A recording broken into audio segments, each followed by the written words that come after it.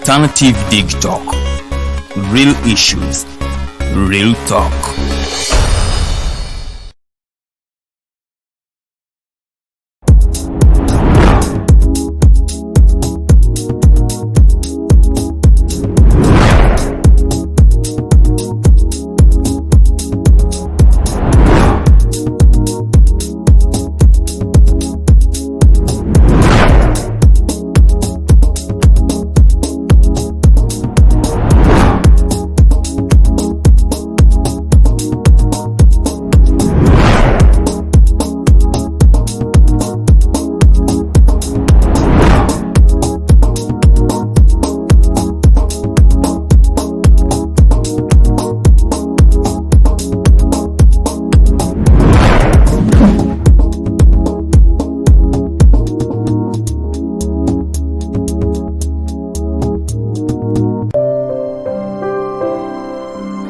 Hey Ugandans, I'm Lieutenant Colonel Dewa Kiki, the Deputy Defense Spokesperson and actually the Deputy Spokesperson for the Uganda People's Defense Forces.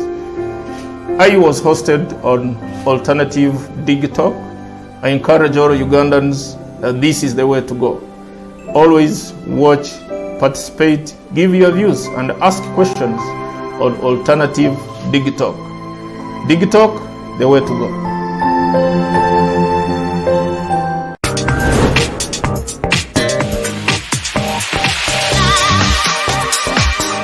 Beautiful people, you're welcome to the Snap Talk with your girl Teddy Tenjo every Saturday right from 6 to 7. It is your responsibility omwana wo kubeera mu nyumba nga teyasuze bweru mbo bamubanja rent. Tukoye okulaba abalenzi abasajja abakunga butuufu tebabuulirirwa nga babulamu. Towerabira nti tuli wano ku the Alternative Dig Talk. Mukwano gwange gwali topic kiri wandiyagadde twogereko. Is it about family? You can take your time, look for a job, stabilize, men will come, men will always be there, you will get the men. Bonna goyagala musajja yenna goyagala ojja mufuna. Embaga ketuuke. Bino bintu byasenga na ojja bafuna. Naye ng'oli asitudde tuyakedde ku macabaga nti nsitudde tu. Naye nga mutuufu agambye nti gy'akyali muto. Is it outside family? Is it society? Oh, could it be relationships? Just be commenting a topic yona gyandiyagadde twogereko tujjako tujogera kwano ku the Alternative Dig Talk ku share enganzi the Snap Talk.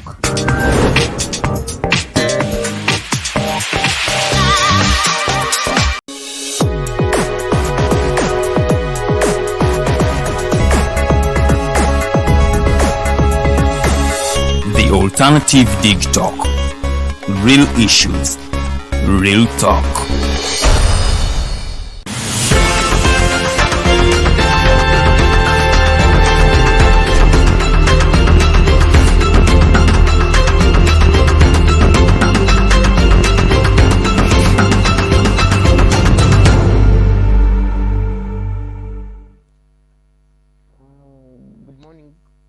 Our viewers, the beauty is that I am distanced from Justice Kanyeihamba and the rest of the team, and therefore we are doing our best to ensure that we follow and observe the SOPs as per the Ministry of Health and also World Health Organization. I want to greet you in the name of God. My name is Tumuhimbise, and today morning we are still at Justice Kanyeihamba's home with our 4th episode, but also he has pledged to make a summary of the remaining pages or chapters, for lack of another word. I wanted to begin by thanking you for those of you who are following us on our Facebook page, The Alternative Uganda, and also those that are following us and on our other page, on our other platform, the YouTube, also The Alternative Uganda, and Twitter, Alternative Yuga. Those of you that watched our latest show, the Snap Talk, yeah, we're grateful. It was a good beginning and it's a good one in regards to what is being discussed and also the comments that we got and the feedback from the viewers. That's a good one. So continue supporting and also watching and following us. We are the Alternative Dig Talk. Today is the Mighty Drive. We haven't had Justice Kanyeihamba ever since the total lockdown was declared. And maybe from me, I have issues with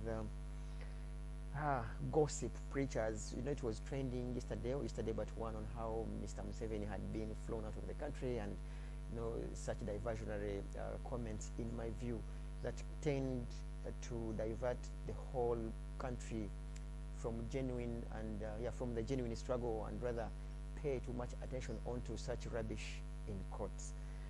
That, in our view, okay, it's a personal opinion. It's one thing for Mr. Museveni to pass on, but also the Musevenism stays.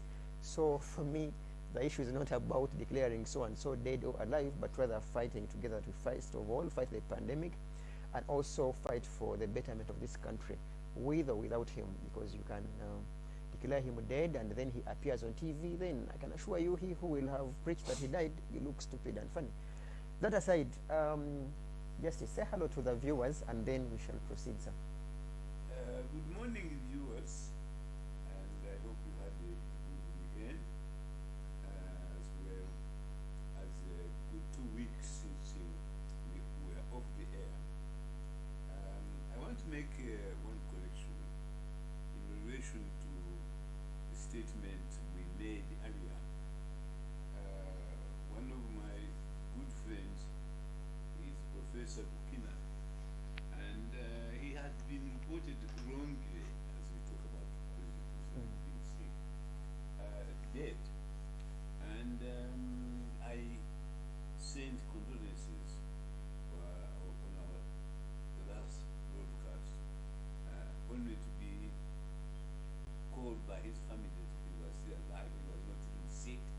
And since then I talked to him, he's healthy, and he has no problem. He actually is involved in a program on NTV. He runs a show there, or is part of the show, and his name. And so I want to apologize very most sincerely to him, his family, for having prematurely declared him dead. But this is not strange to me. Over the last 20 years or so, I've been declared dead on 3 occasions. And as a professor said himself, when people have predicted that you are going to die, or you have died, or you are very sick, as they did very wrongly, and you're absolutely right, I agree with you, to criticize those social media, which are alarmists and tell lies. In fact, they are not even politicians, because if Museveni were to die by accident or die in office, we would be much worse off, extremely worse off. There would be uncertainty in this country. We could even end up having a strife, and therefore that is why I am pleading in my book, and we shall talk about it later, that he should retire from office in this term. And all the indications are that he's not as popular as he was when we first came in. Museveni is a very intelligent man. He must know when the time is right for him to go. I read the media.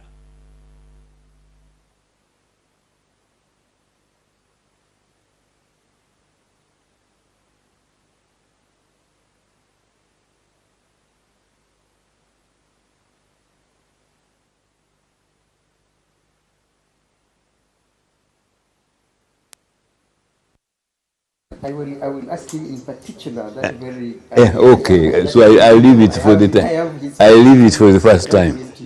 So what am I saying? I couldn't agree with you more that it is very, very counterproductive for these so-called social lies to be paraded. I nearly believed them, and because Museveni is a friend of mine, I don't want him to die in that manner. And I called government forces, rather sources. I said, is this true that the president has been taken ill? And they said, no, it is not true. Later, I watched the program, all of it, when we hosted the World Health meeting and he was there, and Mrs. Museveni was there as Minister of Education. Apparently, she had been very instrumental in the hosting of this program, and it was very, very educative, and it is one of those things that President Museveni has presided over, or has brought to this country, which are useful. We are critical of some of his work, particularly where he has failed to control corruption. But in other areas, his government has performed well, and nobody could have done it better. So really, I think Ugandans, we should not be very irresponsible and wish people dead when they are healthy. Great. Well, words of Justice Kanyeihamba, in regards to that particular topic or discussion, I wanted to ask you to spend 3 or so minutes to answer these questions. What do you think leads people to declare others dead? Is it because they wanted them dead as others yesterday? What is it that causes that? I think it is frustration. There can be no doubt in my mind that there is a lot of frustration in Uganda by many people, not necessarily those who oppose the movement. After all, people regard me as a co-founder of the movement, and I used to be called a pillar of the movement. But I am totally, totally opposed to the way we are being governed today. I have always opposed the unlimited power and continuation of the presidency, and the President Museveni knows that. Having said that,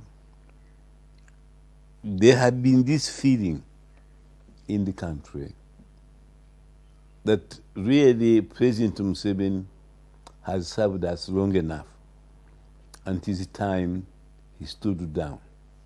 A second, Justice, has served us wrong and long, or long enough, not wrong?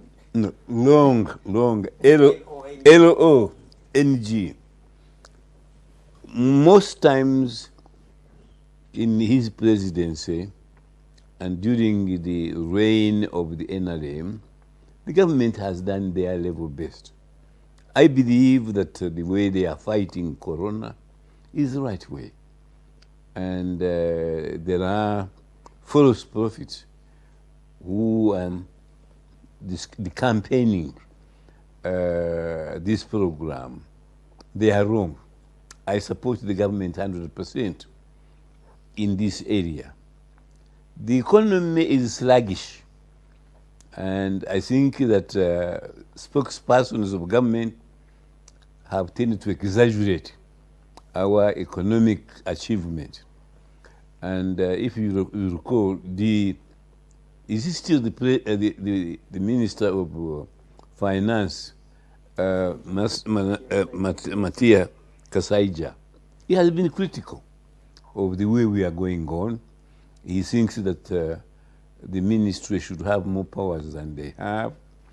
And in my opinion, the Bank of Uganda has not done us a good service, and yet President Museveni continues trusting in the same system for a long, long time, which is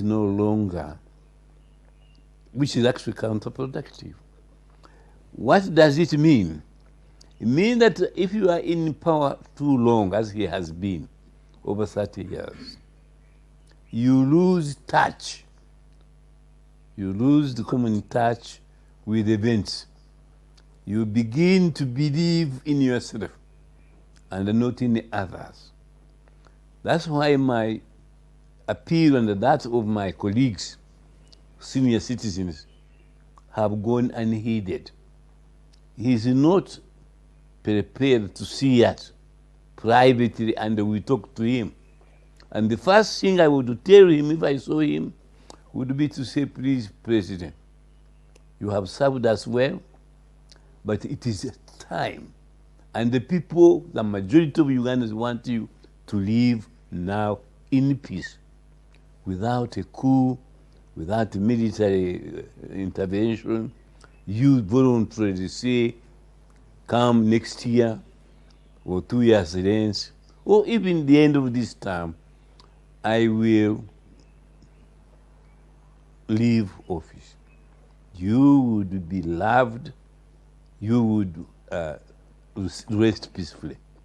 I don't know why he doesn't do so. I think one of the commentators on NBC hinted at the reason. She seems to suggest that he has done so many bad things as president that he believes that he should die in office, because if he retires earlier, he will be charged with crimes against humanity. I don't believe that myself. But it seems that one of the reporters, one of the journalists, believes that. But Mr. President, don't you think this is the wrong things people to hold?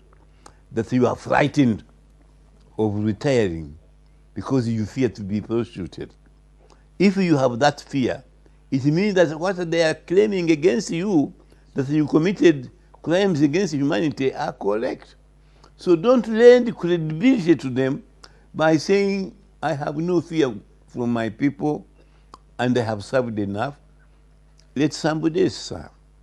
At the moment, you are not pleasing everybody. You may have pleased many ladies in this country because they have got a good share of the leadership in this country. But I don't think you have pleased the younger people. The younger people have come into cabinet, but they don't hold the most important portfolios, except one or two. Secondly, the old guard are still there. Many people know who govern this country. They don't tell you, but we know. And it is not these people you have mentioned as cabinet ministers, ministers of state. No. We know who the people are, and they are still there. I was very happy to see that my good friend, Rwakana Rugunda, had asked that he should be excused, and he's only your ambassador at large. I was glad to see that the old guys like Kutesa, like Kamuntu, have been dropped as ministers, and it is high time because they are of my generation. So having said, you should have made a clean sweep and not only retired others, but also appointed new blood, totally new, to run this country. Having said that, surely can't you see that the writing is on the wall? Let's mention a few people. Eli Tumuhimbise used to worship you. But recently he hinted that also you should retire. My good friend.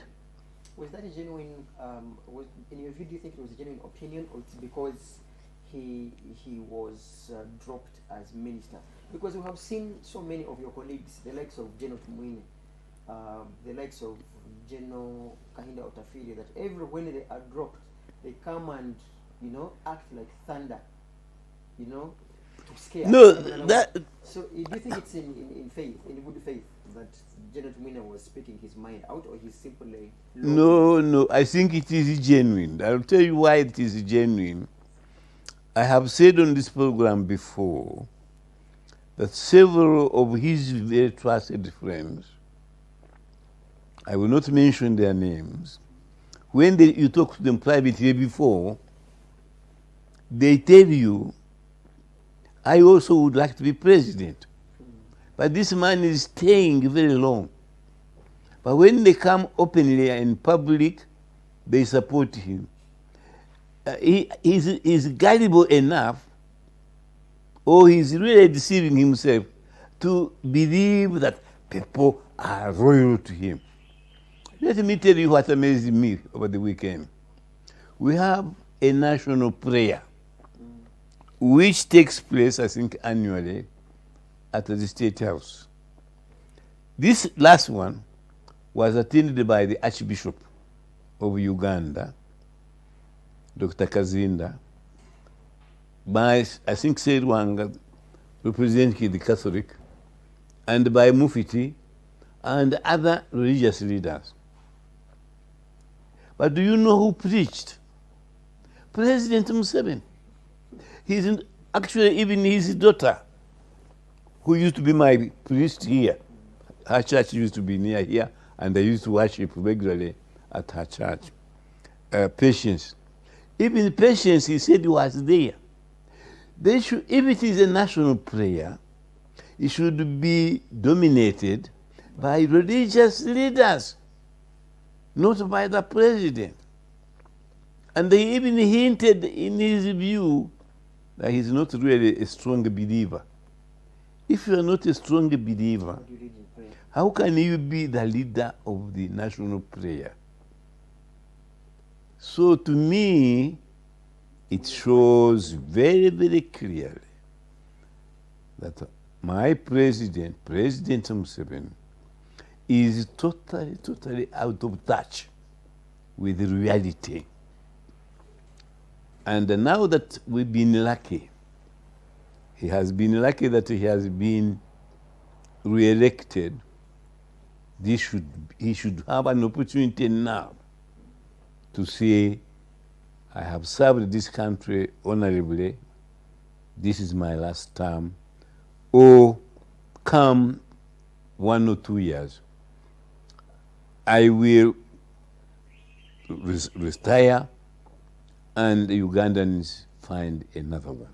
Let me ask Justice Kanyeihamba, was it a right for General Tumine to come and say he's going to advise him some Museveni retire, or he should have looked for him in caucus, or he's also failing to get to him, like you said, that even when you are an advisor to the president, it becomes hard to get to him, and therefore he considers using the media to reach to him. That's two things. First of all, once Museveni has dropped you, I know him, it's very difficult thereafter to have any appointment to see him. Since becoming a minister of, rather a judge of the Supreme Court, I have tried every year through all sorts of people to see President Museveni. He will never see me alone so that I can whisper in his ear. He will see me in a group. Whenever he used to call judges, I would go among them. I would even talk there. But to see me alone, no. This one he's avoided. And I gave the reason why.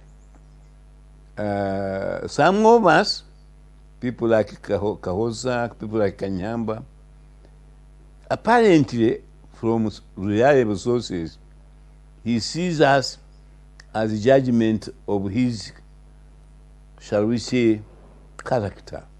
We are like his mirrors.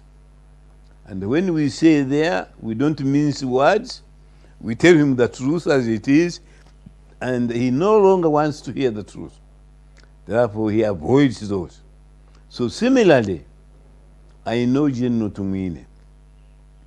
We both belong to the anti-corruption group. But when he became a minister, when they made him a minister, he kept silent on the corruption. People either respect or fear President Museveni. You can interpret it the way you want.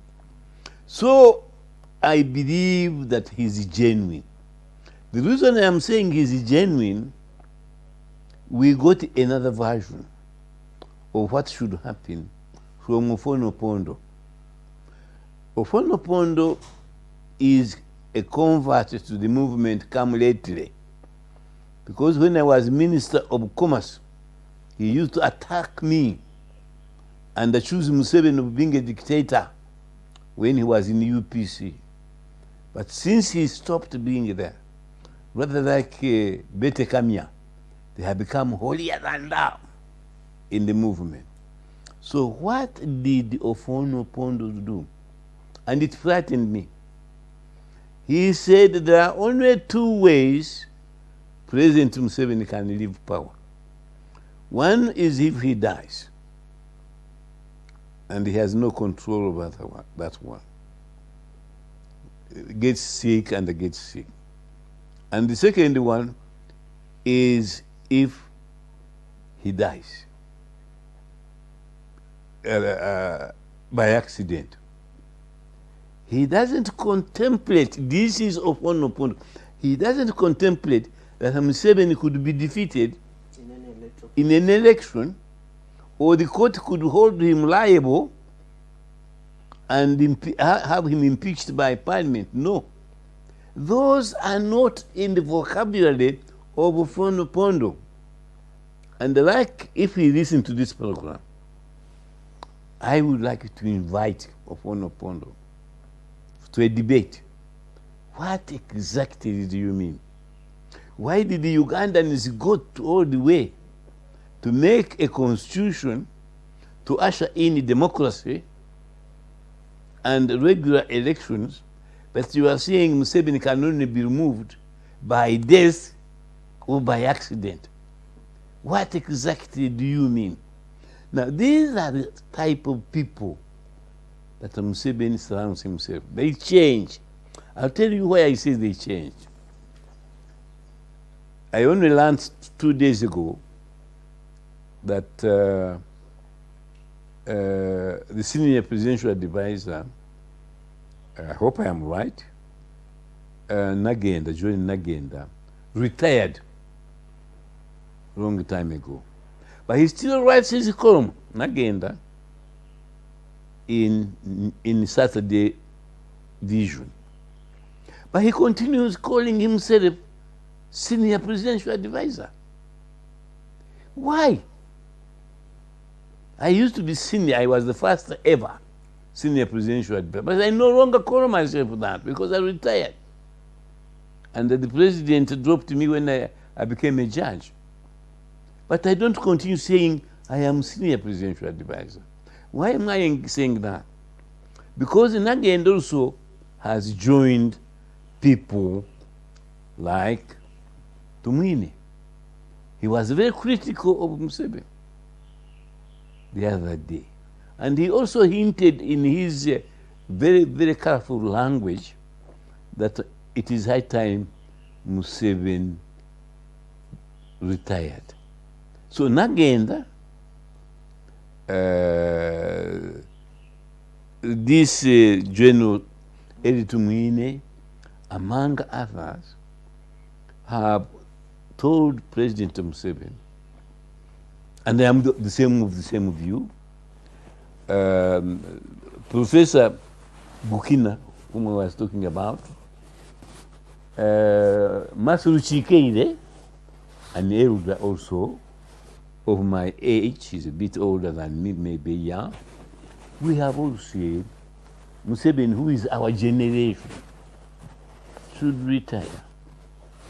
Why does he keep an old man like Moses Ali still stay there as deputy prime minister? Did he give him a portfolio? I can't remember. He has his ministry. Is it first deputy? Minister of what? Is he the first deputy prime minister or second deputy prime minister? First deputy. He's the first deputy. Presumably that's just an honor, and he has no portfolio duties. At a personal level, I do not know how best you are going to convince me and others, especially in regards to Janet Tumuhimbise's words, and that's why he still maintains. In regards to what? In regards to Janet Tumuhimbise's words, a year ago or thereabout, that gentleman at Media Center said in broad daylight we shall shoot you, police should shoot you. I mean, so we assume he has repented at heart, and then he finds it relevant that he tells Mr. Museveni to retire, but just good months ago, he's the same person who said security will continue shooting at people and the rest. So how genuine, I mean, in your view, how genuine is his statement? Did you know that at some time Tumine was a Moroccan? Yeah. I'm sure he will repent on that one. By the way, you have never found out for me, has he ever relinquished his hold on the National Gallery? No, a big no. He has always had a battle with even the areas that he's supposed to pay, and it caused trouble. I think, in my view, the powers that be either supported him or hid him. You see, the Ugandans don't think like I do. Many Ugandans, I shouldn't say Ugandans, many Ugandans. If I had been Chief Justice Odochi, and I participated in the making of the Constitution, and then I retire at the age of 70, as the Constitution says, and then President Museveni calls me to be Chief Justice again, I would have accepted. So you tell me, why did Odochi agree to be nominated as Chief Justice? By the way, I had to go to court to stop him becoming Chief Justice again. Secondly, I have asked a question and you still don't answer it. And that is part of the problem. You people, you don't answer questions. Butera is now regarded as Deputy Chief Justice. But according to the evidence I received, he was never nominated by the Judicial Service Commission. Butera is a good lawyer because he used to be DPP. He must know that in order to be appointed Deputy Chief Justice, you must be nominated by the Judicial Service Commission.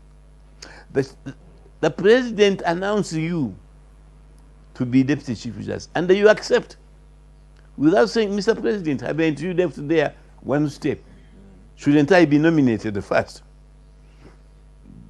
Well, what am I saying? I am telling you that this seems to be characteristic of many Ugandan leaders.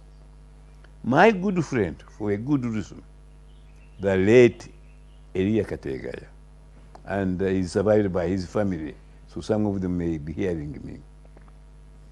You know, he was persuaded by the President to remain first Deputy Prime Minister after he had been sacked for not supporting the removal of term limits from the Constitution. Now, I used to dine with him every Tuesday or so. And he told me, he said, George, do you think I have changed? I am still against term limits. I think it was a mistake to remove it. But Kategaya was unscrupulous, he was not corrupt.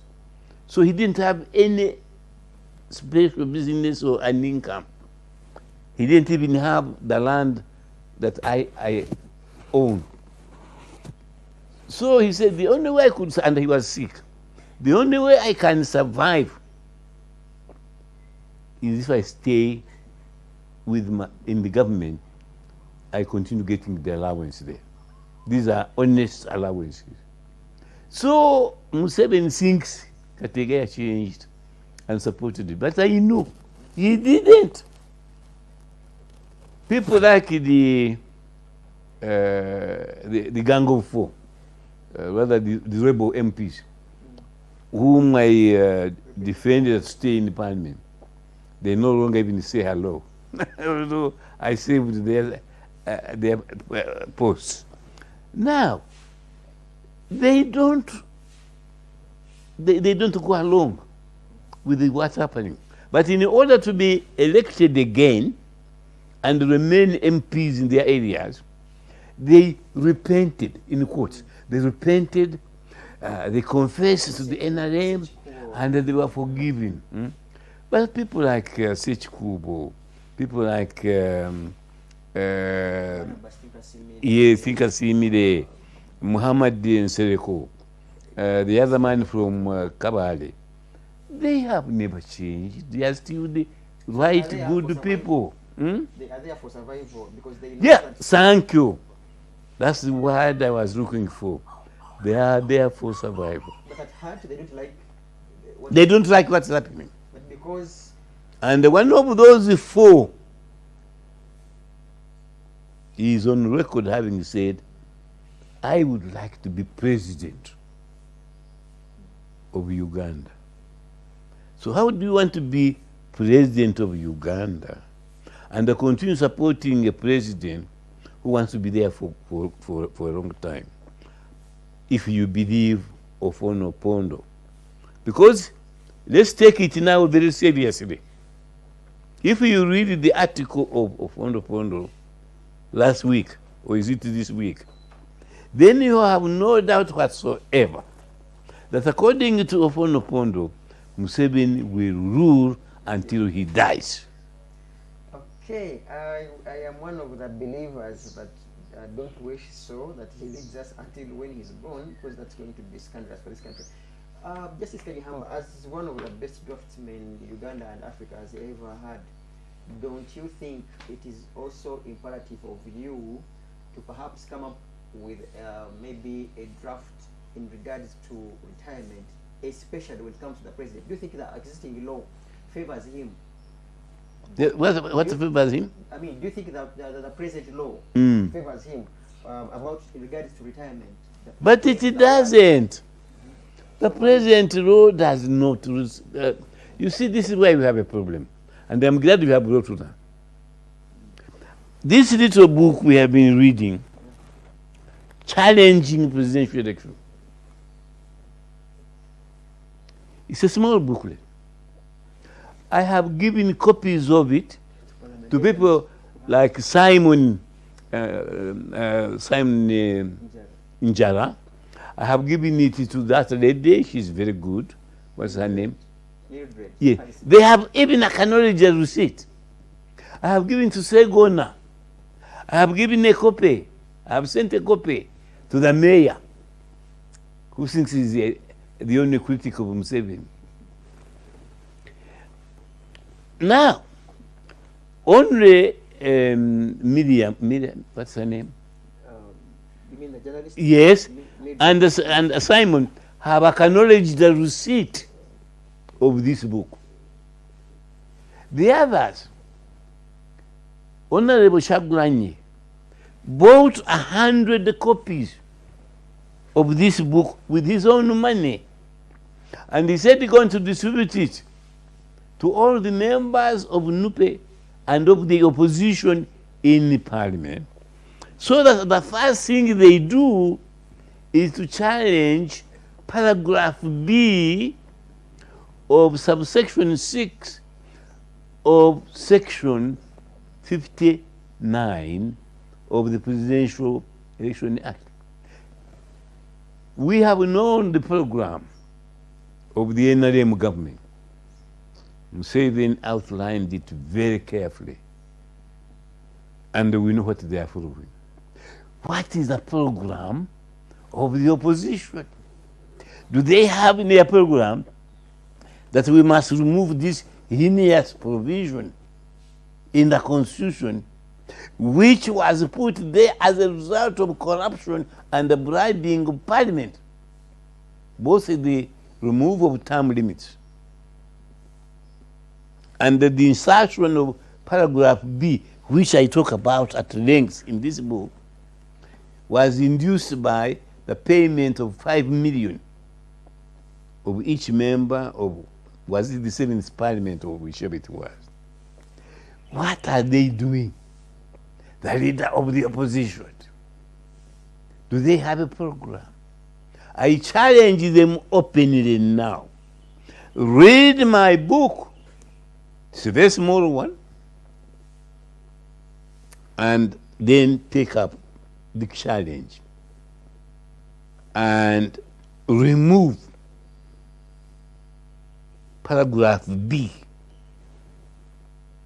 of subsection 6 of Section 57 of the Presidential Elections Act, which was by which they bribed it to intimidate and comfort judges to always find for the leader of the NRM as a winner, as a winner, as a winner every time. Most likely you have, I don't want to assume that you are avoiding my question, Justice Kanyeihamba, and I'm bringing it back. The question was, and the question remains, do you think in your view, the laws in regards to the benefits and the rest of the packages for the retired president are convincing enough, or you would rather suggest that they amend and make, because Honorable Vaiga Rurume is working on some draft bill in regards to retirement, and perhaps to either convince the president that, look, even when you leave power, you will be catered in this way. Do you think what is existent as of now is enough and convincing? Yeah, it is enough. It is more than enough. Because really, let us be very, very careful. If you have a president who is there only that when he retires, the state will look after him 100%, then we are in trouble. Because everybody in this country would want to be president. So they can be But we have people who are retired. We have Sekandi. He has just retired. We have Bukenya. He retired some time ago. We have, what is her name? Sepisiuza Wanda. She retired a long time ago. Are they poor? Are they being looked after by the state? No. Bukenya has got his own business. I don't know what about Wandera, what he's doing. When Simbambi retired, he was looking after himself. Kanyeihamba is looking after himself. I get my pension. That's all I get. It is not enough. I look after myself. I look after my own security, because remember, the police abandoned me and I rejected them. I have picked the word, it's not enough. It is enough. Oh, it's enough. And if it is not enough, let us know. Let those who advise themselves tell us the president is not getting enough, and we shall increase it in order to allow him obey the Constitution. No problem. So that question is on academic. Okay, Thank we you. are with Justice Kanyeihamba. Today he's, okay, just like so many times, but today I think he seems to be more energetic. I like the energies. Oh, thank you. That you're putting across. I don't know whether this lockdown, total lockdown, has also closed you indoor, so you don't get fatigued. You don't get out to be fatigued. The lockdown has really deprived me of many friends, including the former chairman of Kabale University, the late Emanzi Tumuhimbise. Just a few days ago, I lost a very young and upcoming socialite, Peter Ofong. I don't think he necessarily died of corona, but because of corona, the hospitals were full. They were attending other patients. He died of another cause, but through neglect. My condolences go to the families of the Ofong family, Bwankosa and Rwanga, who lost. We also lost a young daughter of Rwanga called Sandra, but this one, she died through corona. It's really is killing so many of our people, and the government may be doing its best, but because we are paying so much money to unnecessary bureaucracy, Parliament is the biggest in the world. I am told they are paying billions for this, what do you call them, this Kingdom House, where a former school was taken over, Shimon Demonstration School, and converted in offices. Whoever owns those offices now is minting money because about 230 MPs are hiring officers there because our parliament is not big enough. This brings me to a very wonderful question. Sometimes you see, Justice Kanyeihamba, you also provoke me. I am glad I provoke you. Provoke our generation. You are a Minister of Justice and Constitutional Affairs, and I am aware, just like you are aware, that you were renting that building close to Parliament. Did you advise Mr. Museveni? Yes! We advised. When the Chief Justice Wambuzi was Chief Justice, he asked me as an envoy to negotiate with the UMA so that we can build our own judiciary building. And whoever was advising Museveni, they refused. We are paying billions in rent. And we have been paying ever since we came in power. Instead of acquiring our own buildings, I'll give you a comparison. The President's office and the Prime Minister's office, which were donations, I think, from the Chinese. That's Twin Tower. Yeah. We are not paying rent because we own them.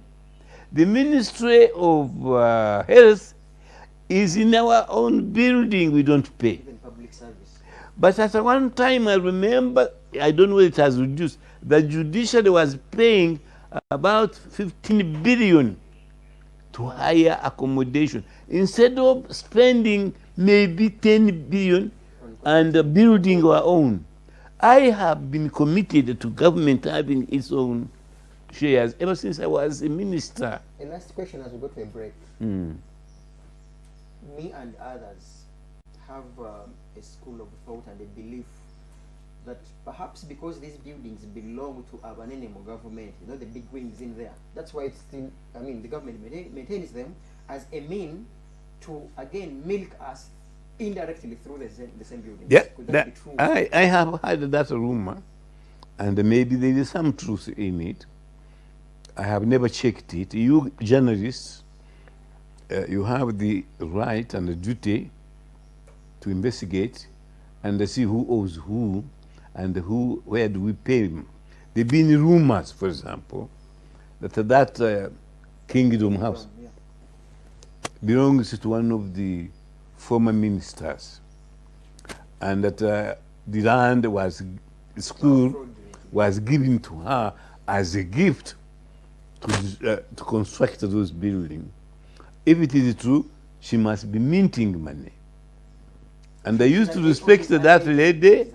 I wish it is in her interest, former minister, I'm sure she knows whom I'm talking about, to clear her name. Otherwise, people believe that she was given that land as a gift. Then somebody built her that Kingdom House, and the money which the government is paying now goes to her. I am told, again rumors, that people nearest to the president own or have shares in the Commonwealth House there, Munyonyo complex. And that's why they always book big people there. That's why big conferences take place there. I don't know how to do this. But Mr. President, it is in your interest, as long as you remain president, to smash these rumors by publicly telling us, I don't have shares in these places. I think this also takes us back to, because I and the team has always, have passed by Parliament, and as far as I remember, and it's on record, Speaker then, Kadaga, she was taken through to supervise how far the work had gone in the new parliamentary chambers. But you'll be shocked that even the time she gave to the contractors, this time round, the same, Rocco and others, they pledged that by this year, the parliamentary extension would be done. You'd be shocked that close to 40% or thereabout work has been completed. Perhaps there is some bit of conspiracy, either between those who would want to rent to the government and also the contractors, because it is so sluggish. No work that is being done. Perhaps you could be right, just like the rumors are being spread that the beneficiaries of all these amounts that are being collected in terms of rent could be going to the big shots in government or their friends. We have a minute to go into a break, and I think we'll be back in a second. Perhaps what I could end there. When I was still presidential advisor, before I became a judge of the Supreme Court, the then Inspector General of Government, Tumuhimbise, who later became a judge, yes, he asked me to investigate a certain area. And we discovered that two wonderful, rather three, exhaustive houses, finished in the Italian style. They brought all the bricks, finishing materials from Italy, classical, in Uganda.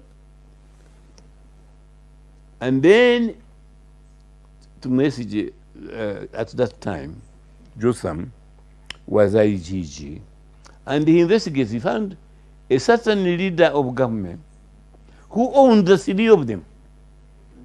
And he had got them through bribery.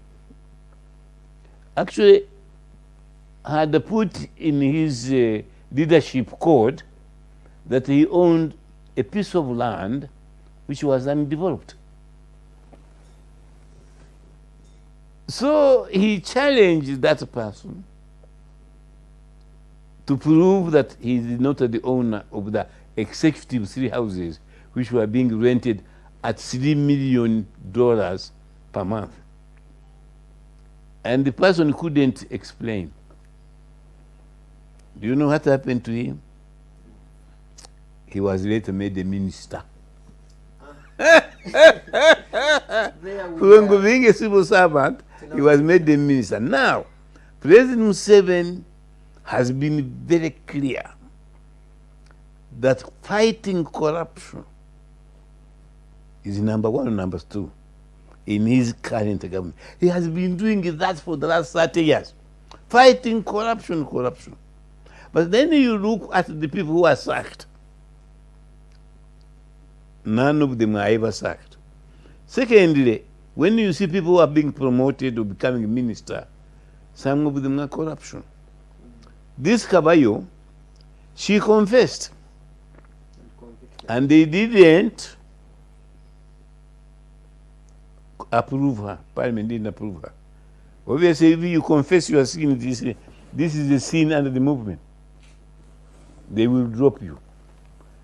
But in the case of my good friend Jim Wezi, who was found guilty by a parliamentary committee, okay, technically he was cleared by the courts, but, well, technically. But he was made a minister. And Yes, you saw the wrangle that is going on between the minister now of internal affairs and the businessman. I know him, he's a friend of mine, I could tell you more. But he was now made, the president has said that the police are the most corrupt institution in the government. But he was made the minister of internal affairs, really. This is a contradiction. Where Museveni really, please, if you are listening to me, Mr. President, please, do us a favor. Tender your resignation within this term. Okay, we are going into a short commercial break for a minute or two, or even less than a minute, and then we'll be back for Prof to make a summary of lots of things in regards to what is in the book. Yeah, we're still Thank you. Digital, and do not go home.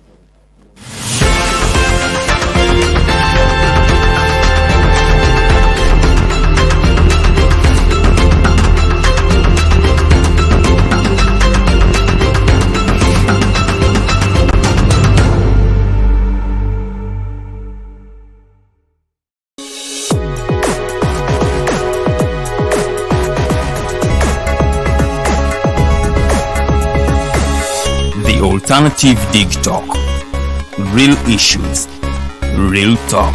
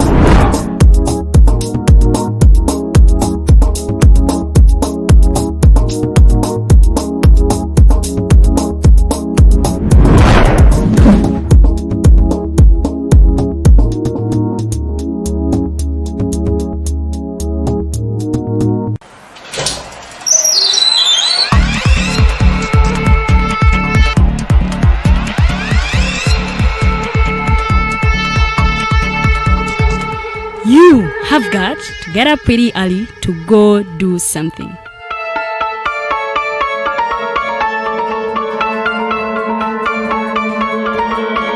We are the Alternative Dig Talk.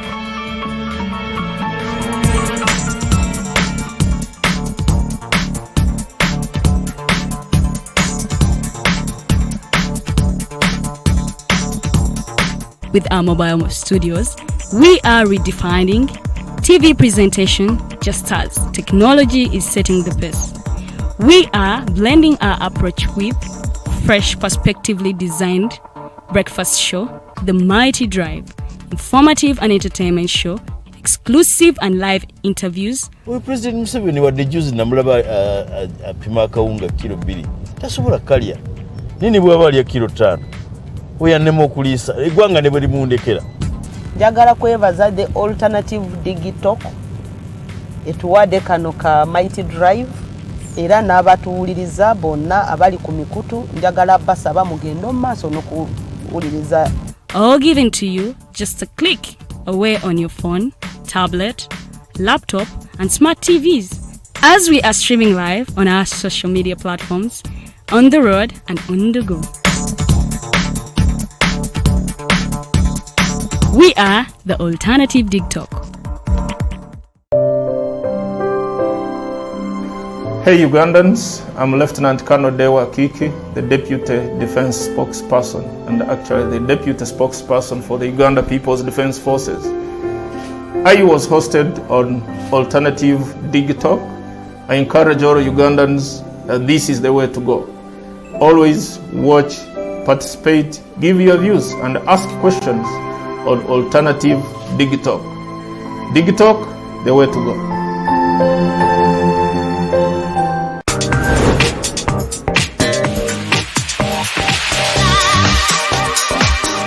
Beautiful people, you're welcome to the Snap Talk with your girl Teddy Tenjo every Saturday right from 6 to 7. It is your responsibility omwana wo kubeera mu nyumba nga teyasuze bweru mbo bamubanja rent. Koyo kulaba abalenzi abo abasajja abakunga butuufu tebabuulirirwa nga babulamu. Towerabira nti tuli wano ku the Alternative Dig Talk. Mukwano gwange gwaliye topic kiji wandiyagadde twogereko. Is it about family? You can take your time, look for a job, stabilize, men will come, men will always be there, you will get the men. Bonna goyagala musajja yenna goyagala ojja mufuna. Embaga ketuuke. Bino bitu yasenga na ojja bafuna. Naye ng'oli asitudde tu yakedde ku makyabbaga nti nsitudde tu. Naye nga mutuufu agambye nti gy'akyali. Akyali muto. Is it outside family? Is it society? Oh, could it be relationships? Just be commenting a topic yona gyandiyagadde twogereko tujja kwa tujogera kwano ku the Alternative Dig Talk ku share enganzi the Snap Talk.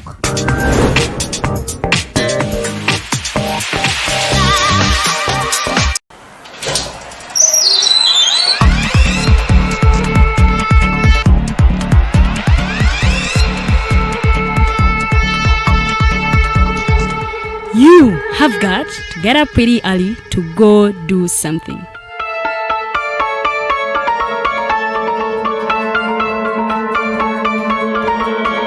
We are the Alternative Dig Talk.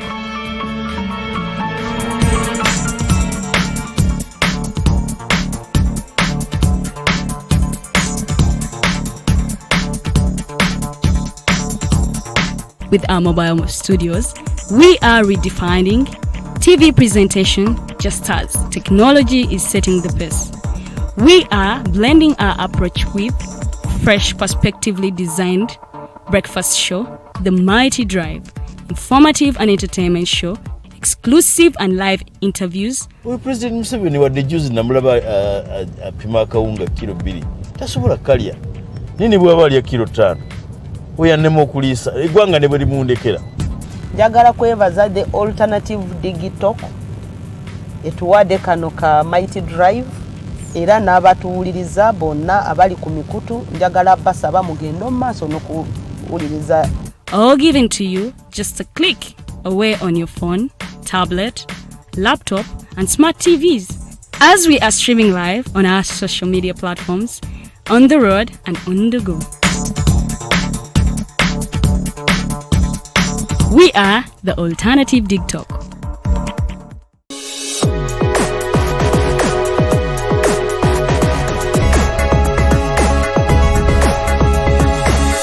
The Alternative TikTok. Real issues, real talk.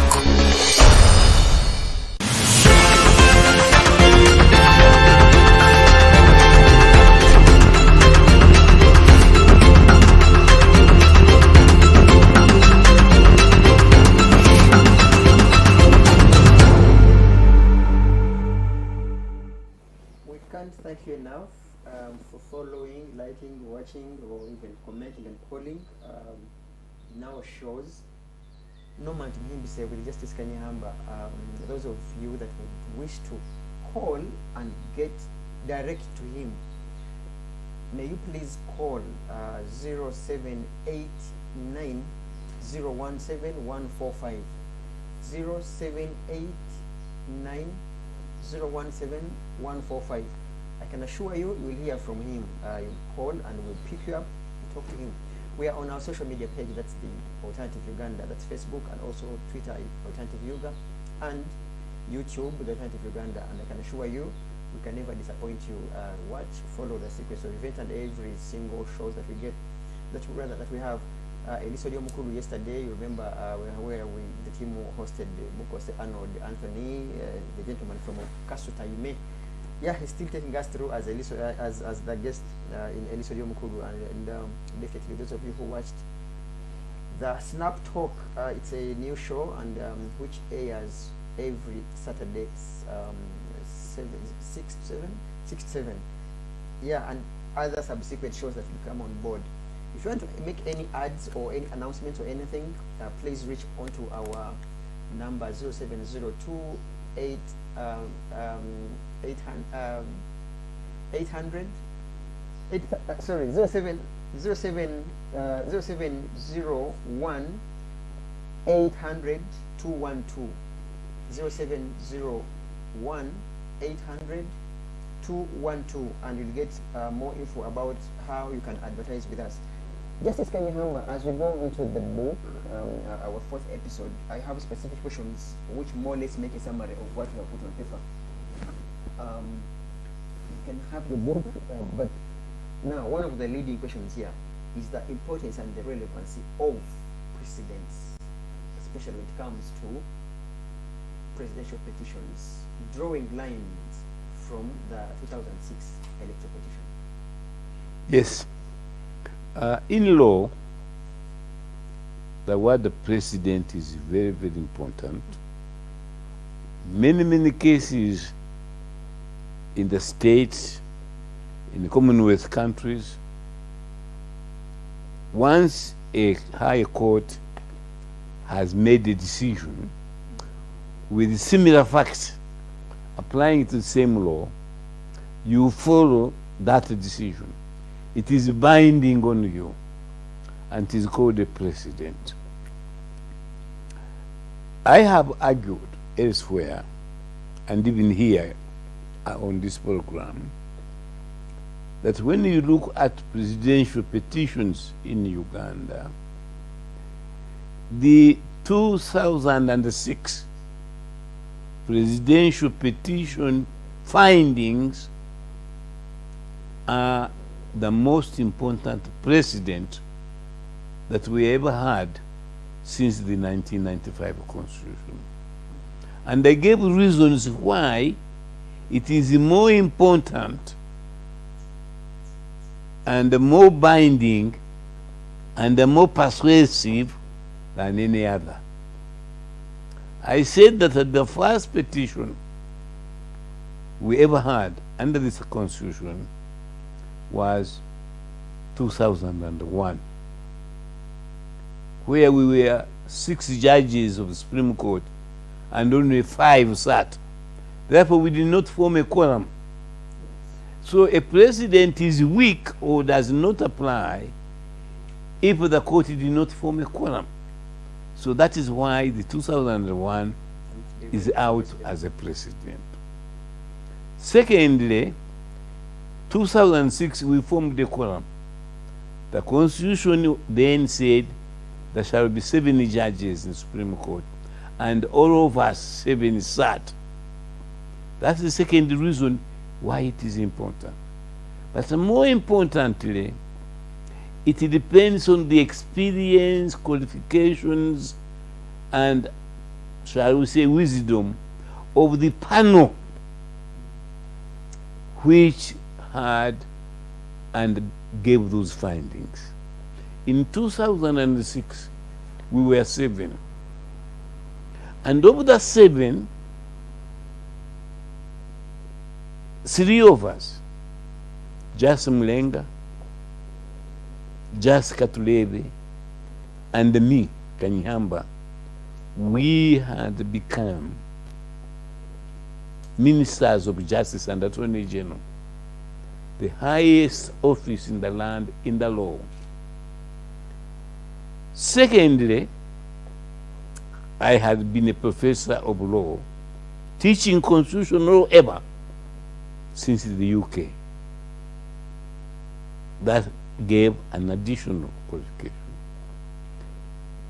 The Chief Justice who presided over that panel was none other than Justice Ben Odochi, who was not only Chief Justice, but had been the chairman of the Constitutional Commission that carried out investigation in the lengths and the breadth of Uganda to make recommendations. He had read all the constitutions, they had visited the UK, America, and therefore he was a most seasoned constitutional lawyer you could have found. The other member of the panel was none other than the late Justice Arthur Odero. Odero had been a judge for a long time. We had studied together constitutional law in the UK.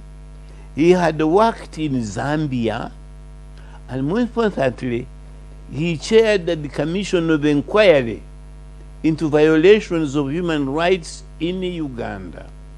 Their report is a classic in international law. So he, Justice Odochi,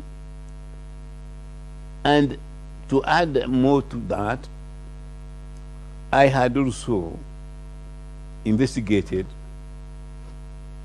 on 2 occasions. One, I had investigated corruption in the judiciary of Kenya, made recommendations together with 4 eminent Commonwealth judges, including a judge of the Supreme Court of South Africa, the Court of Appeal of Tanzania, and 2 professors from Canada. One of them a judge of the High Court. And therefore, 3 of us, Odero, Kanyeihamba, and Odochi, had participated in inquiries. And therefore we knew when the Constitution talks about inquiries and the findings, we knew what it meant. There has never been such a panel since 2006, which has got so many qualified members of the panel. So that adds credence and importance to the 2006 findings. But more importantly, we were unanimous. We were unanimous in our findings. Last time I read the summary of our findings, which were read out by the Chief Justice, Justice Odochi. We had asked ourselves 5 questions. The first one was the Uganda Constitution complied with in the presidential election of 2006? We were unanimous, 7 of us said no, it had not been complied with. The second question was the electoral laws, the Presidential Election Act, the Electoral Commission Act, had then been complied with? We were again unanimous. And each of us gave his opinion. No, those 2 acts had not been complied with. Then we asked the third question. Was the election free and fair? We cited affidavits, we cited authorities, and again we were unanimous. No, it was not free or fair. And then that's the fourth question was there vote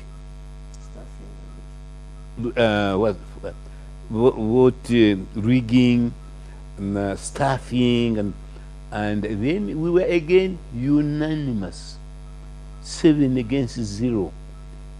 Yes, there had been rigging. And finally, was there intimidation by the security forces, by the police, and had they intimidated the voters? Again, we were unanimous, 7 out of 0. Yes, there had been intimidation. And it's not collective decisions.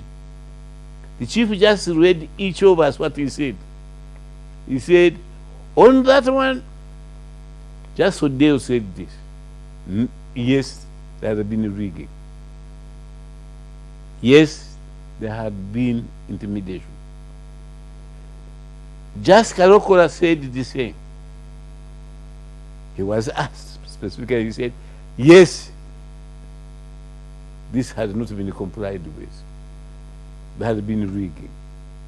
Then just Mulenga, again he said, he was unanimous with his colleagues. Then Kanyeihamba was next. That's it. And then Katurebe also agreed. So the findings were unanimous. Finally, the Chief Justice, Ben Odochi, he also concurred with us that on each of those questions there had been violations, or there had been intimidation, or they were not free or fair. That is why in my what you call judgment, but in my findings, opinion, I say, having been unanimous on all these questions, how could I not also decide that therefore the election should be cancelled and we have another one? That's what I did. I did say that. I also cancelled, rather Justice, the late Sekoko cancelled, so did Justice Odell. Initially, Justice Mulenga and the Justice Karokola also had a cancel. But as I tell you later, they changed their minds for reasons not legal, but political interference. So that is why the 2006. And I want to challenge anybody, and those who are listening to me, please challenge me. You say, Kanyeihamba, you are wrong. You either tell me that all the other findings were the same. Because if you look at all the other petitions, we have had 4. They don't give findings. They avoid the words used by the Constitution.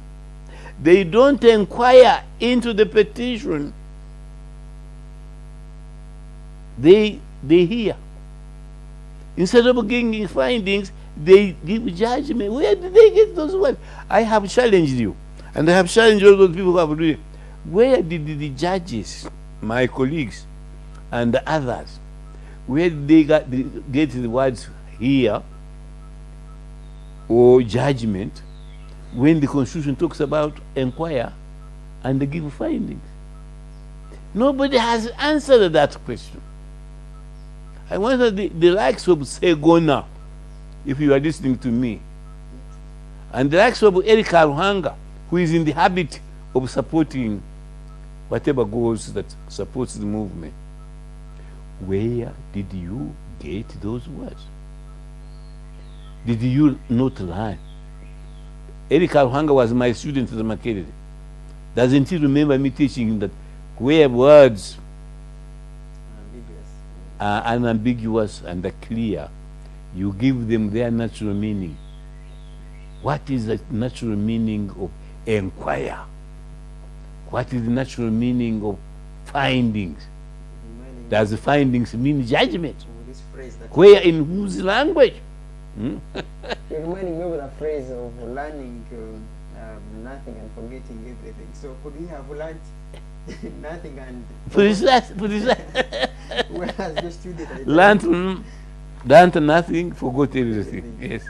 Yes, we shall proceed. This is Kanyeihamba. On page 25, you begin by saying that today many Ugandans believe and pray that as Mr. Museveni assumes office in 2021, this will be his last term as president. Yes. How true is that? This is absolutely true. Not only is this true, in comparison to the words of Ofonopondo, your friend, who says Mr. Museveni can only go on 2 occasions, falling sick and he dies, or dying by accident, so eventually becomes one.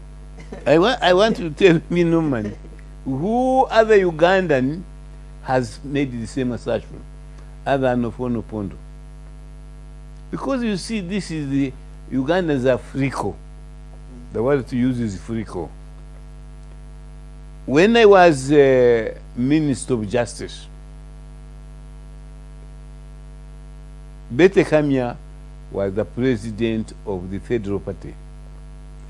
She called me to address her members, and she attacked me vigorously that I am responsible for having given Museveni a lot of power in the Constitution, for having given him power to appoint judges, to appoint ambassadors, to appoint ministers. That I am responsible for what has happened in Uganda, that I am responsible for denying democracy. Of course, she forgot that I was not alone, but we were a constituent assembly. However, let's assume she is correct. And people were clapping her, her members. We met in Bryce, in a building there, and I was a fugitive in her meeting, and she was the hero, challenging the powers that be, including the Attorney General of Uganda, Kanyeihamba. She belittled me there. I tried to explain to her that in every country, the president must exercise certain powers. It's a question of whether he is exercising them according to advice or he's acting like a dictator. She wasn't listening to that. Then later I gathered, President Museveni called her, humored her with a cup of tea, and they said, I'm making you minister of Kampala City. And suddenly, what did Betty Kanya do? She said... she decided, she said, God sent Museveni, he's the man of the people, he should govern Uganda forever. Forgotten was Kanyeihamba, the critic, rather the bad piece. And when she was minister, KCC, there was an attempt to call, to steal from me money by the officials of KCC. I wrote to Betty Kanya as a friend to investigate. She's my witness now. She has never answered that letter. That is the kind of politician we have in Uganda. She's now been made, is it what? Advisor. Advisor means you are put on the side. I'm sure Museveni will never have any advice from her. But she will be paid, and that's what she has been working for. She's now financially secure. Oh God, what kind of country are we? Betty Kanya, I am asking that you make an appointment for me through you. And we go and see her. We meet her. To remind her of her words. To remind her what happened. Betty, what happened? How did Museveni, from being a devil, become an angel? Let's hear from this person that is Yes, please. Good morning, you're on the Mighty Drive, and we are with Justice Kanyeihamba. Any questions or comments, please? Good morning, my name is Kovia. Good morning, ma'am. I'm glad to hear from you once again, Professor. It's been long. I usually want to listen to you being a student of human rights. I know there is a very thin line between human rights and law, and I was very particular when you said during the petition there has been a tendency of lawyers and reading constitutional content or constitutional words. And as a student of human rights, I feel that probably that is a way, that denies the petitioners a right to fair hearing and to justice. And being a student of human rights, I would like you to, if you can, highlight the human rights violations that therefore end up happening by such processes happening the way they happen. Thank you so much. Thank you very much, sister or daughter, for that very question.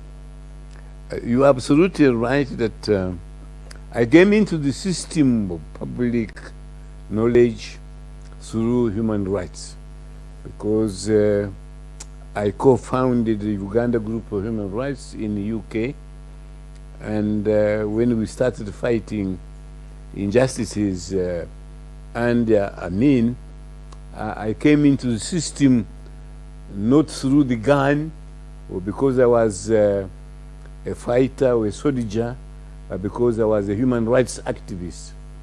And that's how I climbed from obscurity to eventually becoming a minister of justice, attorney general, and a judge eventually. So that question is at my heart because I am basically a human rights activist through and through. Having said, human rights are all kinds and shapes. The idea of having fair and free elections and determining our own destiny and leaders is one of the most important aspects of human rights. So, in being a judge, in writing these books, including the Presidential Elections Act, I am really showing one facet of me as a human rights activist.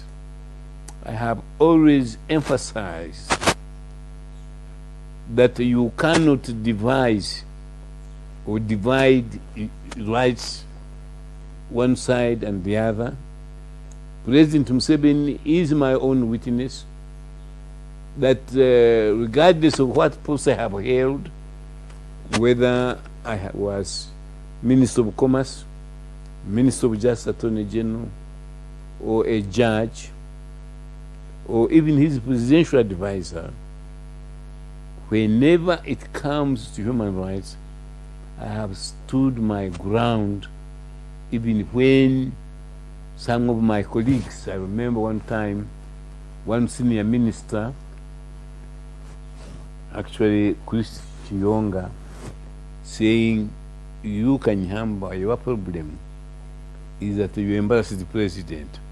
Then even when you are a minister, you insist on your own version of human rights, and you say it publicly, and the president doesn't like it. I remember Kudish advising me that way. But that's what I am saying, that really, if we want our human rights to be recognized and implemented, you can't blow hot and cold depending on what office you hold. You must be consistent, whether you are a judge or a minister or presidential advisor. And the reason the president made me advisor, I was the first one ever senior presidential advisor, is that when he dropped me as Minister of Justice, there was a lot of criticism against Uganda for violating human rights. We had already had a commission of inquiry chaired by the late Justice Asa Odero, and that report was damning. So when he dropped me as Minister of Justice and Attorney General, Museveni persuaded me to accept the office of Presidential Advisor on Human Rights and International Affairs.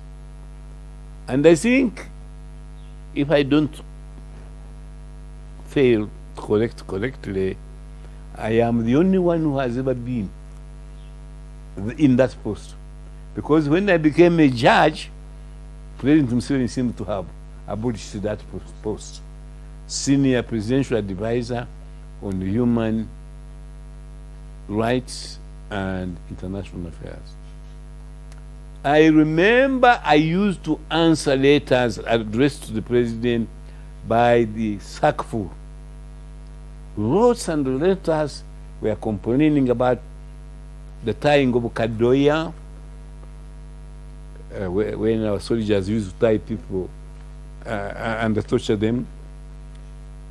When the law about torture came, I already was a judge, but I remember Moses Ali, he was the minister responsible. He invited me, although I was a judge, to advise on the new law. I heard these people talking about torture the other day, and I was amazed. I have been tortured myself. On 3 occasions, I have been held up, and I have complained to them. They don't do anything. It seems that the likes of Kanyeihamba, when you know you are close to the president or you have been a minister, when you complain, they think you are joking. I wish the lady who asked me one day we shall meet, and I tell you, and if we don't have opportunity, read one of my latest books, In the Name of God, Truth and Justice. I talk about human rights. My thesis in life is human rights. So I am very, very happy that the lady, she sounds very articulate, and therefore a human rights activist. We have to be articulate in order to defend our position. I am happy you asked that question, and I hope the answer I have given you satisfy you. Yeah, Justice Kanyeihamba, I have one, it's not sounding sarcastic though, but also hear from you. How does how does your former boss, for another word, Mr. Museveni, how does he reach to people that he's about to appoint or disappoint? When you were being appointed as Minister for Justice and Constitutional Affairs, did you, for example, hear or receive a call from him, or just like so many, you watch things on TV, and the same and in the same manner when you were being dropped, does he ever call his people? No. To consult them on whether they would take the positions or otherwise? My understanding is that he calls some, but for me, he never called me. With regard to being Minister of Justice, the only time he ever called me is when he wanted me to become Minister of Commerce. That one he called me. You remember initially, although I was fighting with him, I was initially not going to be a minister, and I had refused the office. I remained teaching in my UK university as a senior don. Then I got a call from the late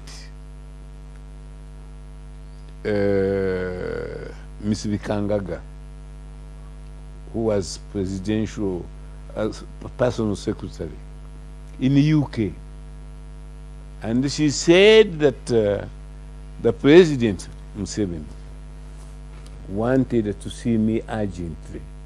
I was then teaching in the UK at Cardiff University, so I went to see the president. And in fact, I stayed a night sitting in the chair in his hotel room. Eventually, he saw me, and he said he wanted me to be Minister of Commerce. He had had a problem, I think, with Nyanzi, who was initially the first Minister of Commerce when the NRM came in power in '86. About 2 months, then he called me in November that year, and I went to see him. Then after saying, I'm not a commercial man, I'm a lawyer. He said, they have told me you are disciplined, you are a man of integrity, and all I need is a minister who can tame those people. So I accepted to be Minister of Commerce. That's the only time he consulted me. Then, by the way, he reshuffled me out when I was leading a team of Ugandan negotiators in Czechoslovakia.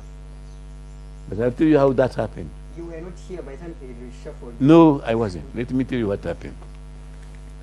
So, I traveled the whole world looking for markets for our produce, coffee, tea, tobacco, and everything else. Because when we came in as a government, we were almost bankrupt. We didn't have any money in the treasury. So the president appointed me to head the butter trade. Butter trade, I would get markets in Americas, in North Africa, and I would sell them coffee and the tea and other produce, timber. So I was the Minister of Commerce. And I can tell you, you can ask President Museveni. When he reshuffled me out, he said, I want to thank you. You stopped those thieves in the Ministry of Commerce and you saved the country from being bankrupt. If you ask me, when you are Minister of Commerce, which countries did you visit? That is the wrong question. The countries I didn't visit are much more, rather less, than the countries I visited. So I am able to name the countries I didn't visit more quickly than the ones I visited. I went all over the world. China, Australia, New Zealand, Canada, looking for markets. And I found them. So I would make a contract for 5 tons of coffee for a fleet of cars, vehicles, ambulances. That's how we got furniture, office furniture, how we got fridges. And I was hated by the civil servants, especially in the Bank of Uganda. One of them called me once and he said, Kanyeihamba, unless you stop doing this butter trade, we are all finished and we are going to have you killed. I said, why? He said, we are using to getting 10%, 15% in cash. He said, how do you get 10% of refrigerators? Or how does the other side, my counterpart in Cuba, get 10% of beans? So you have spoiled us. I got threats. I was running the butter trade with Israel Kayondo, I hope whether he's still around, and we did a marvelous job. One time we banned importation of beer in Uganda under my jurisdiction as Minister of Commerce with the Kayondo. And they used to import Kenya beer, Prince from Rwanda. We stopped them. Then I got a call from one of those mafuta mingi. He said, Kanyeihamba, you must reverse yourself. You must let Kenya beer come here, otherwise you ruin us. But if you don't, I bet within a week I'll bring flowers to your grave. And I think Kayondo got the same threat. But we insisted, and eventually Uganda brewery started producing because we stopped these exports, which were stopping our people doing things. Second, they would sabotage our buses. They continued sabotaging it and so forth until we also stopped export. So I can tell you, he's listening to me presumably, it's the only time President Museveni said, you did us a good job. Although you are not an economist, but you kept at bay those thieves, the Ministry of Commerce, and made us resume economically. Now, having said that, I haven't forgotten your question. Then I led the team to Czechoslovakia as the Minister of Commerce to negotiate a better trade with the government of Czechoslovakia. While I was there, President Museveni reshuffled the cabinet. And he made me Minister of Justice and Attorney General. I didn't know. We didn't have any representation in Czechoslovakia, so that even my ambassador could call me. He said, you are now being made Minister of Justice. So we resumed our discussions in the morning in the conference center in Prague, in Czechoslovakia. And the minister there, let me tell you how it can be very embarrassing. He said, congratulations, sir. My delegation I think I had 3 people in my delegation, I think including Dr. Mulinde, who eventually became a very famous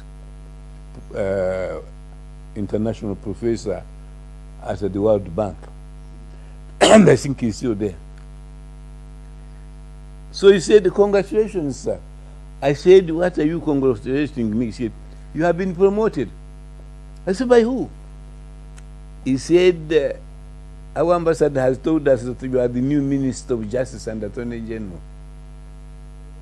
So I learned of my transfer in Czechoslovakia when I was leading a delegation of Managing commerce. Yes, managing commerce. And of course that meant, and what the minister there meant was, you are no longer the minister, you are here doing that. Yeah. In other words, my authority was totally undermined. And he said, maybe your successor will complete this program. So that's how I was reshuffled. Now, the most interesting thing is when I was dropped as cabinet minister. I was a very powerful Minister of Justice Attorney General. And I was on the committee which recommended reducing government portfolios. Unlike these days, it seems whatever he wants, he gets. In those days, he depended on us. And we said we should have no more than 24 cabinet ministers, maybe with the complement of 24 ministers of state. No more. And that's what the Constitution says. Then we put the loophole, except with approval of Parliament. And if you read our Constitution today, it simply says there should be only 24 ministers and 24 ministers of state. But because Parliament has the power to increase, which we made a mistake to put in, now it is 81 cabinet ministers. And they are all cabinet ministers. Having said that, the committee then was led by the late Seva Gereka. I was on it. I forget who else was it. And we made recommendations that Uganda, we can't afford such a big cabinet. We should only have 24 ministers, maybe 24 deputies, full stop. Then the president called me. After we made the recommendation, he refused them. He knew I was on the committee. So he called me as Minister of Justice and Attorney General, which I was then.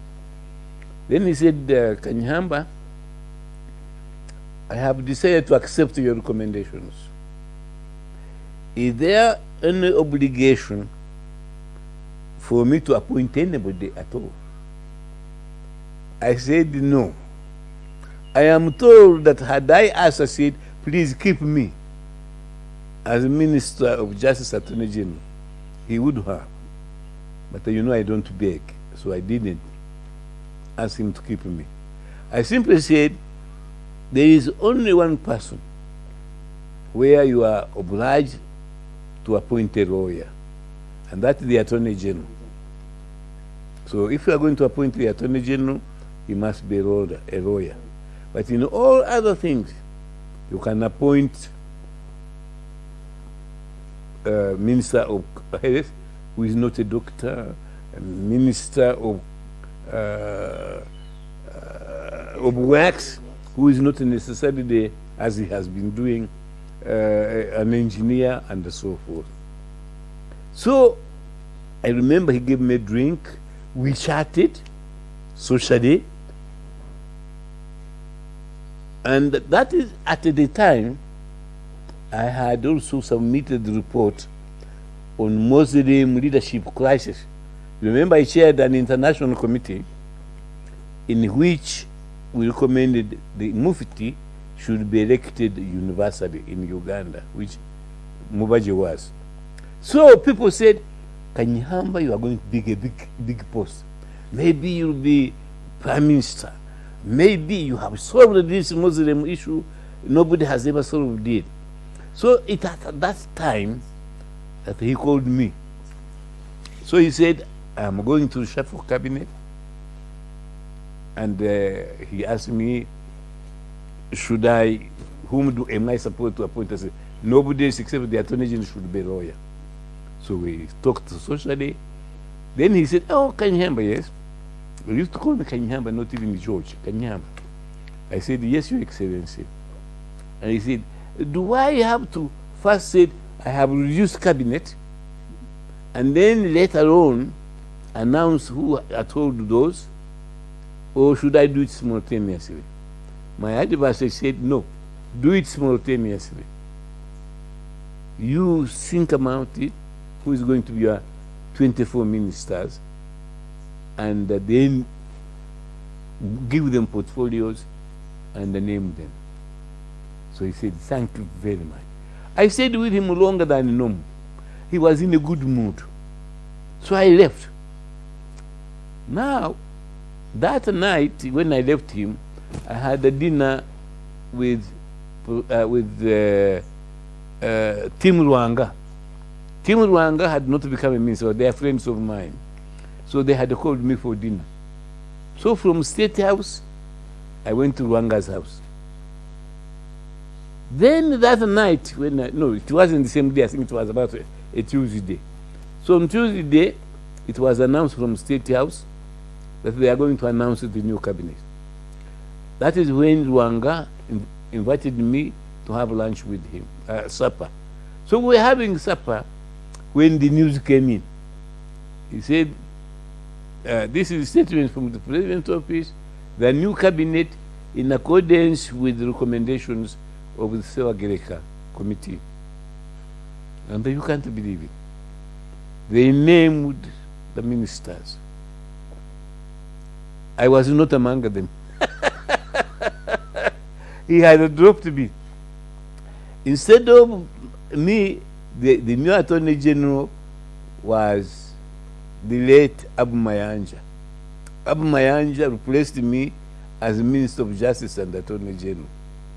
Then he appointed 24 others and deputy ministers. When we were there, I remember, you can ask him, he's around, Tim Rwanga. And he said, Kanyeihamba, you have not named. I think you are going to be either the vice president or prime minister. I said, no, you don't know me. He said, if you are not, he must have forgotten your name. Certainly you must be one of the senior ministers' name. I was not named.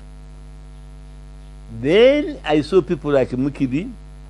There was other ministers. They asked me, said, had you been consulted? He said, yes, they had been consulted, but not me. My consultation was to advise him on that day. I was the last one he ever saw, but he also dropped me, so he never made me minister. Then he appointed new officers in the NRM Secretariat. That time Kategaya was the commissioner, what do you call them? Chief Commissar. Yeah, he appointed the second ones, directors. Mukibi, I remember, who was Minister of Foreign Affairs, he made him a commissioner there. He made Kavuma a director there. And Tumnesi J, he made him deputy, commissioner,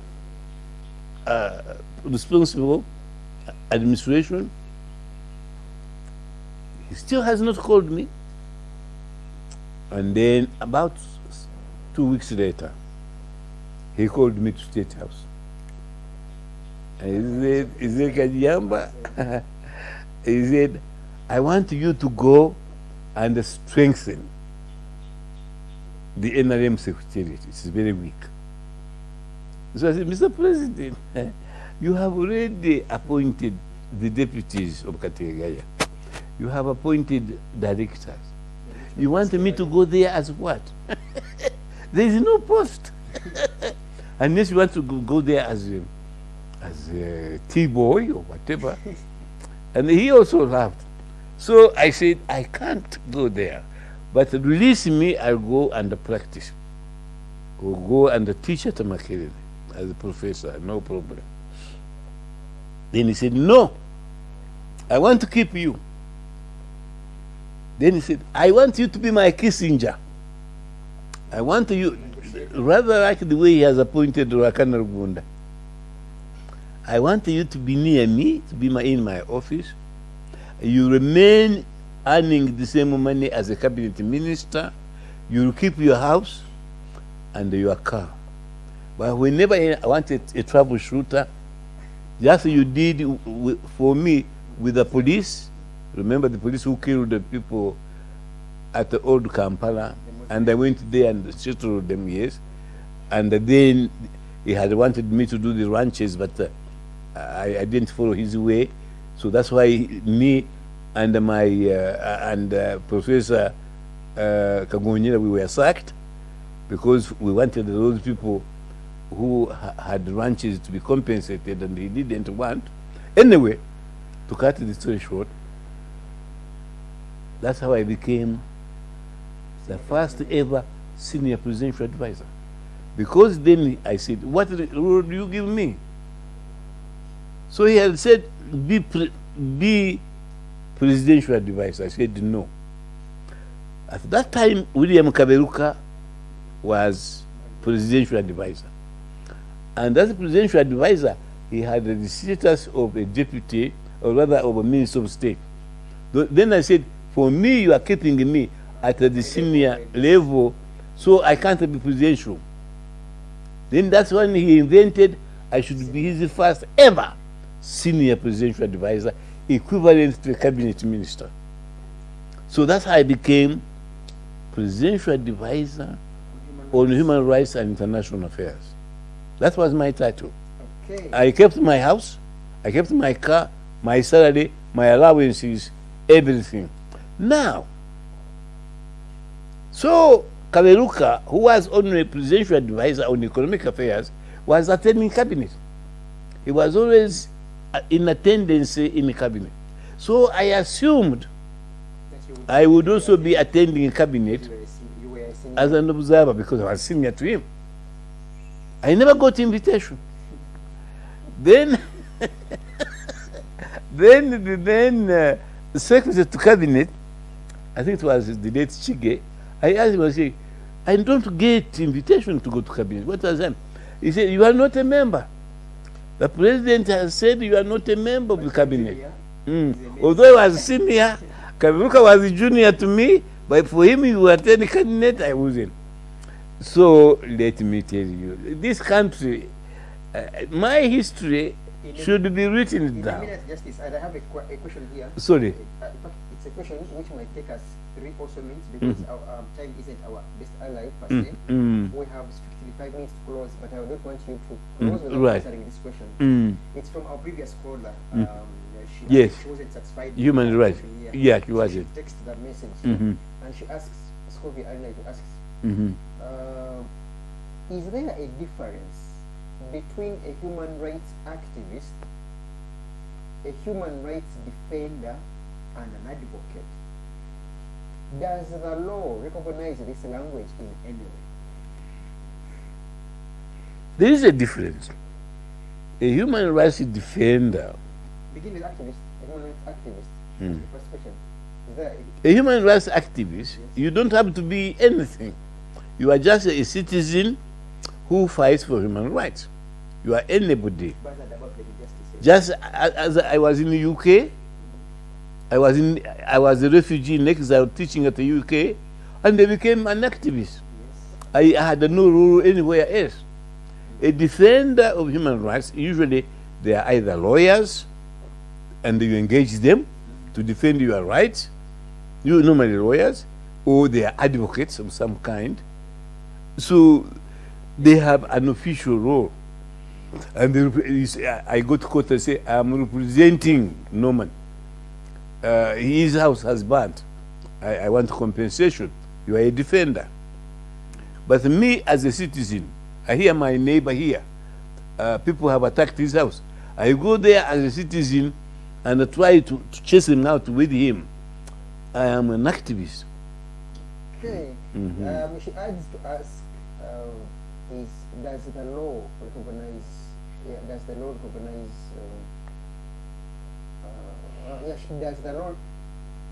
this language in the law? Which language? The language of the differentiating between an activist and the human rights defender. The law will recognize a defender, a law defender. But as far as an activist is, you are like a citizen. We all have rights as citizens, and one of the duties we have is to defend the rights of your neighbors, to come to the aid of your neighbors. The law recognizes that if my neighbor is under attack and I go there to save him from the attack, I have the right as a citizen to defend my neighbor. To that extent, yes, the law recognizes. Another question from me on behalf of others.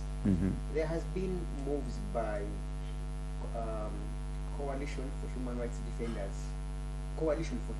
Defenders, and other agencies in that line, that there should be a specific law that protects human rights activists. What is your view? Because you imagine activists are demonstrating about, let's say, corruption or any other injustices. They are dragged to court. Court, in your wisdom as justices, you see them as, as criminals from point one. And these people, they come up with an idea that there should be a specific law, an act that protects them. What would be your view? I am against multiplication of laws, a law for women, a law for students, a law. The law is there to protect citizens. You have a right to defend you and defend your neighbor. You are your neighbor's keeper. And the law, the current law, defends you to do that. So we don't need any other laws, but we need to implement the ones that are available. I am always very wary.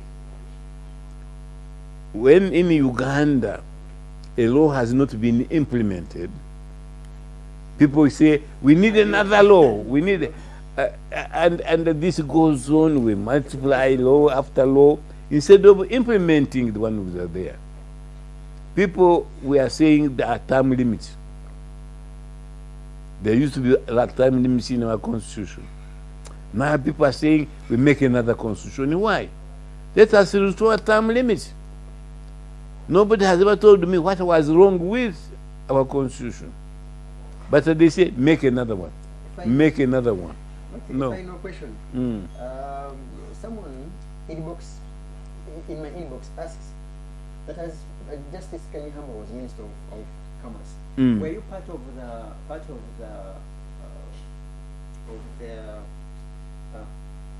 they call it a thuggery, for lack of another word. Of the what?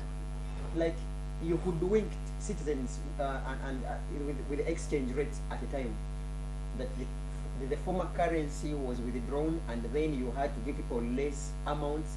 He says you dropped over 3 or so digits. Were you part of that? No. No, I wasn't. All I was concerned with was to be Minister of Commerce. I made laws relating to, by the way, what people don't credit me with, when I came there was nothing. I resumed the Chamber of Commerce and the Uganda Bureau of Standards. I'm the one who reviews them. That's what I did. And mostly I was negotiating better trade here and there, for which I was hated. Then what is my? But I was not involved in commerce. Rather, the only thing I remember I did was, as a Minister of Commerce, I once announced prices, increased prices in the purchase of sugar, salt, and things like that, which was a decision of cabinet. Cabinet decided. We had a committee of commodities, which I chaired as Minister of Commerce, and Chiyonga as Minister of Finance was a member.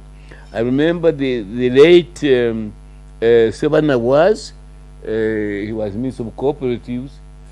Then we went to cabinet and increased the prices of those items in the cabinet, which was chaired by President Museveni. Then when we announced it, there was an outcry in the country. They didn't like them, especially as we didn't put the prices of milk and beans up. So President Museveni said he was going to hold a press conference. He called me at the airport. He was going to Libya. And when he held that press conference, he never asked me what he was going to say, whatever. I was in the audience, and he blamed me. He said Kanyeihamba is misled us. He's a lawyer. They know nothing about economics. I'll solve it when I come back. And I got to leave it. I rushed to his place at the airport. I said, Mr. President, you are unfair. Because this was a cabinet decision I was implementing. He said, Kanyeihamba, sit down. You are not a politician. Then I think you know the rest. He humored me, and he never reshuffled me out of cabinet when he reshuffled. And then he said, we Banyankole have a saying. By the way, he's a Munyakigeze, not a Munyankole, but he says he's a Munyankole. He said, we have a saying, when you are being attacked by a lion, you offer it the finger. And while it is chewing the finger, you can escape. He said, you were my finger in the government, yes. The final comment. Yes. We want to hear from you in the next 1 minute. Are there specifics in regards to any regrets over some decisions you made as a Minister for Commerce that you regret, like, no, this decision in my view was... No, I don't regret anything I ever did as Minister of Commerce. On the contrary, as I have told you, President Museveni really is the only occasion he ever thanked me. He had thought I would do the same in the Ministry of Justice. I would tame errand lawyers and the judges, but I didn't have those powers there. And I think he feels I let him down in the Ministry of Justice. But as Minister of Commerce, he thanked me, and I regret nothing which I did there. As a senior citizen, as we close, do you think it was wise to change the currency at a time, and especially when it comes to people coming with this much and you give them this less? I know very little about finances. All I remember is that, again, it was a cabinet decision. We were guided by, of course, the Bank of Uganda and others when we changed it. But in the end, Chiyonga was given as a finger. He was blamed and he was sacked at the time. He was later reinstated, but he was sacked because of the chaos of that finance. But I know very little about finances, so I was not a party of what was happening, but I was part of the cabinet. Therefore, I also have to accept collective responsibility. Okay, our viewers out there, Justice Kanyeihamba is one of those rare species, for lack of another word, that you can never have enough of his time. Even if it may be here for a whole week, his memory is, his memory still has lots of things shared. That's why even the 2 hours are always never enough. That's why Arnold Mokose in the control room also added 10 minutes. They weren't enough. That aside, we pledge to all of us and all the viewers that we'll be back here on Monday. We pray Thank that you. We'll be available on Monday next week. We'll be back. May God bless one, bless all of us.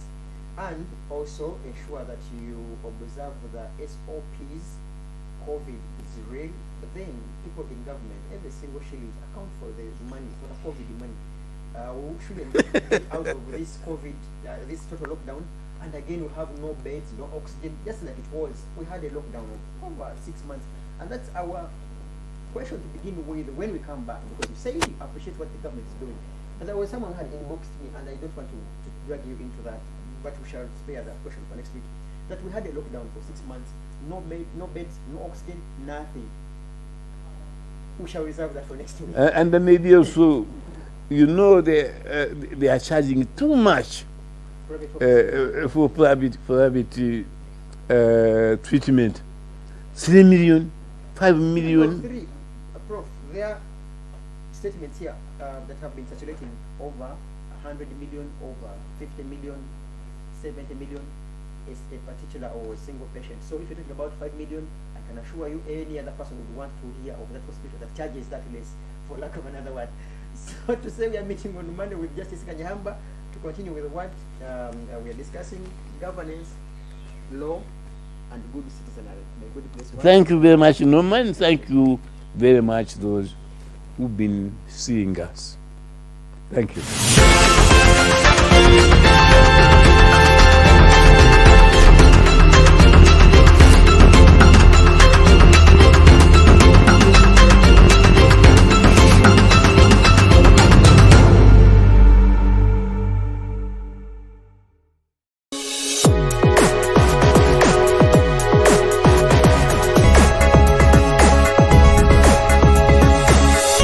Alternative Dig Talk. Real issues, real talk.